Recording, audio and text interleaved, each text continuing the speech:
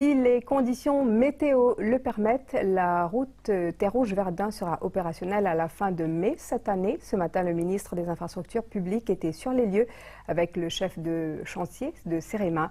La réhabilitation de ce tronçon coûtera 485 millions de roupies. Voyez le reportage sur place de Léa Padou. Les projets d'infrastructure sont suivis de très près par le gouvernement, notamment le respect des délais et des coûts. D'ailleurs, le Premier ministre en a souvent fait référence.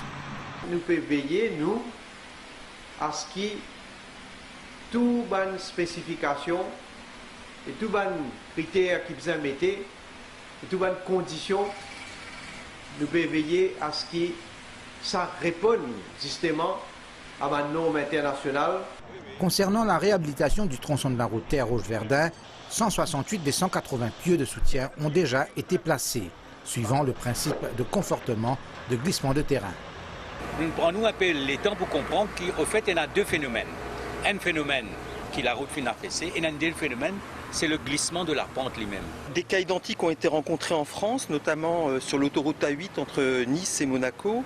Il faut savoir qu'il n'y a que à partir des années 2005-2010 que des travaux de confortement de ce type ont été envisagés en France. Et ils donnent entière satisfaction. Le Cerema et l'IFSTAR ont travaillé de concert pour proposer une solution de confortement adaptée au contexte mauricien. Et donc on a proposé 180 pieux, fortement armés, c'est simple. On a mis le maximum de ferraillage qu'on pouvait mettre, en laissant un peu de place pour le béton, bien entendu. C'est des pieux qui, en moyenne, ont 26 mètres de profondeur. Donc, écoutez, le calcul est simple, 180 pieux fois 26 mètres, ça représente presque 5 km de pieux.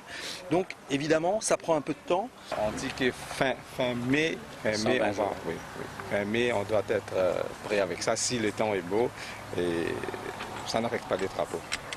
Les travaux pour compléter la première phase de ce projet tirent à leur fin. Les derniers pieux en fer et en béton de 50 tonnes chacun seront d'ici quelques jours mis en place. Commencera alors le remplissage et le nivellement de la route, avec 100 000 tonnes de roches et d'autres matériaux. Dans le secteur